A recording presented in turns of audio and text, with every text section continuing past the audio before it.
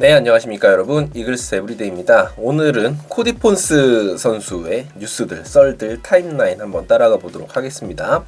우선 11월 14일이었어요. DKTV의 데니얼 킴 위원님께서 코디 폰스 한화행 유력하다, 거의 확실하다, 뭐 이런 쪽으로 본인의 채널에서 말씀을 하셨거든요. 사실 그때까지 코디 폰스에 대해서 저도 그렇고 모르시는 분들이 굉장히 많으셨을 거예요. 관심이 증폭되었고, 들려오는 이야기들 그리고 기록들을 살펴보니 잦은 부상이었다. 그러니까 잔부상이 굉장히 많은 스타일이었다. 그래서 이제 우리가 버치 스미스에서 느꼈던 그런 절망감들 때문에 거기에 연장선으로 코디 폰스에 대해서 굉장히 안 좋은 이야기들이 많았죠. 손혁단장에 대한 외국인 선수 선발 능력에 대한 불신도 분명히 있었고요.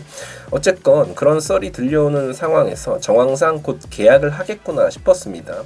그런데 지금 벌써 3주 가까이 그 뉴스가 나온 지 지나고 있는데 아직까지 계약 소식이 전해지지 않고 있는 상황입니다. 최근 이영미 기자님께서 본인 채널에서 하나 구단 관계자 그리고 손혁단장과의 나누신 이야기 내용을 들려주셨는데요. 일단 코디 폰스와의 계속 이야기를 나누고 있다. 계약에 관해서는 좋은 이야기를 나누고 있다. 하지만 일본에서 더 뛰기를 이 선수가 원하고 있다. 당연하죠. 이제 일본 리그가 훨씬 더 돈도 많이 받을 뿐더러 훨씬 더 상위 리그이기 때문에 코디 폰스 입장에서는 사실 당장 한국 리그에 오는 것보다는 일본에서 더 뛰고 싶은 마음이 크겠죠. 실제로 일본 팀과 다시 계약할 일말의 가능성이 지금 남아있는 상황이다. 그래서 아마도 그 상황을 봐야 하는 것으로 보입니다. 일본에서 이렇게 링크가 뜨고 있다는 건 이 선수 좋은 선수다라는 반증이거든요. 우리가 너무 코디 폰스에 대해서 안 좋게 생각하는 경향들이 있으셔서 제가 어떻게든 좀 오해를 풀어드리고 싶은데 9위 자체는 정말 뛰어난 선수예요. 그래서 지난 시즌에도 1, 2군 합쳐서 127이닝을 소화를 해줬는데 2군 성적이 대수냐라고 하시는 분들 계시는데 죄송하지만 NPB의 2군 수준이 KBO 리그 1군과 크게 다르지 않습니다. 그리고 NPB 1군에서의 성적이 좋지 않은 것 때문에 걱정하시는 분들이 계신데 NPB에서의 성적이 좋았으면 한국 리그에 올 이유가 없죠. 보통은 NPB에서 조금 부진한 성적을 보인 선수들이 KBO 리그에 돌아오는 겁니다. 멜로아스 주니어 같은 경우에도 NPB에서 실패를 했지만 KBO 리그를 씹어먹고 있잖아요. 그러니까 수준 차이는 정말 크다. 그러니까 그런 부분에 있어서는 너무 걱정을 하진 않으셔도 된다. 그래서 저도 경기를 여러 차례 돌려봤어요. 코디 폰스의 영상을 좀 돌려본 결과 9위 자체는 거의 정말 지난 시즌에 뛰었던 선수들 다 합쳐도 KBO 리그에서 뛰었던 선수들 다 합쳐도 좋긴 진짜 좋다. 그러니까 이제 하나이글스뿐만이 아니라 다른 팀에서도 군침을 돌렸던 것 같습니다. 하지만 역시나 부상 문제 그런 부분들이 리스크로 남아있는 부분이겠죠. 꾸준히 선발로 뛴 선수다라는 강점이 있습니다. 그래서 버치 스미스 같은 경우에는 아시다시피 불펜으로만 뛰었던 선수였잖아요. 근데 그 선수는 메이저리그에서도 불펜으로 뛸 수 있을 정도로 어마어마한 어떤 구위를 갖춘 선수였고 코디 폰스는 그 정도급은 아니다. 하지만 일본 리그에서도 선발로서 굉장히 좋은 모습을 보여줬던 기억들이 있기 때문에 오히려 지난 시즌 부진에서 한국 리그에 오는 게 우리 입장에서는 행운이 될 수도 있는 상황이다라고 저는 생각을 합니다. 그러니까 너무 막 코디 폰스 쓰레기다 이렇게 생각 전혀 안 하셔도 됩니다.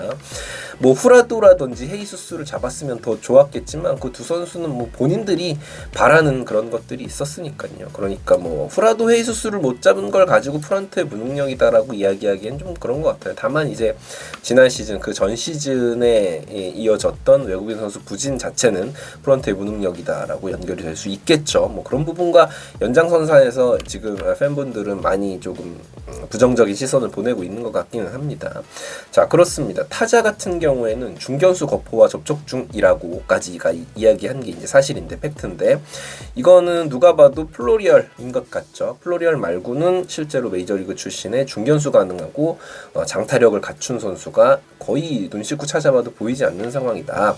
플로리얼에 대한 걱정이 지금 헛스윙 퍼센테이지가 높다라는 부분을 가지고 많은 분들이 우려를 하시는데 그건 사실은 조금 옳지는 않다고 생각해요. 그것 때문에 걱정할 필요는 없는 게 우선 지난해 MLB에서 이 선수 36경기를 뛴 선수예요. 당장 지난해에 메이저리그에서 뛴 수 있는 타자가 오는 거기 때문에 만약에 온다면 그런 부분에 대해서는 전혀 걱정할 거리가 아니다라고 생각을 하고 당연히 약점이 있으니까 한국 리그에 오는 거예요. 메이저리그에서 기준으로 약점이 없는데 KBO 리그에 오지는 않습니다. 이 선수가 삼진율이 높은 건 맞아요. 트리플 A 기준으로도 삼진율이 30% 정도의 형성이 됐는데 자 제가 롯데자이언츠의 레이에스 선수 기록 한번 살펴보도록 하겠습니다. 레이에스 같은 경우에는 트리플 A에서 삼진율이 22%였어요.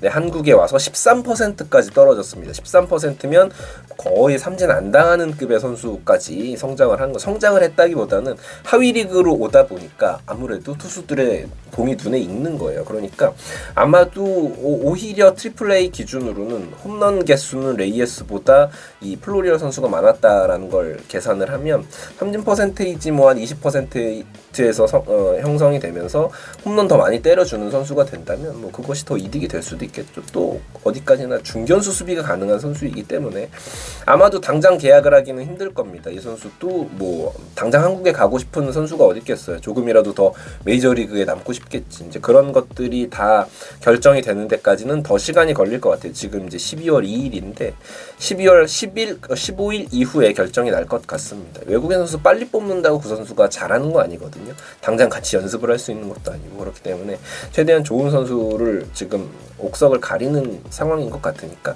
너무 막 욕하면서 한다고 좋은 선수 뽑아오는 거 아니거든요. 그러니까 지금 보고 있는 선수들이 뭐 우려하는 것처럼 그렇게 나쁜 선수들은 아닙니다. 코디 폰스와 지금 플로리얼 선수가 유력하다라는 이야기가 나오곤 있지만 정해진 건 확정된 건 없고요. 근데 제가 봤을 땐 이 두 선수의 확률이 굉장히 높기는 한 것 같아요. 정리를 해보자면 폰스는 일단 논의 중인데 일단 아직은 일본 팀들의 오퍼를 기다리는 중이다.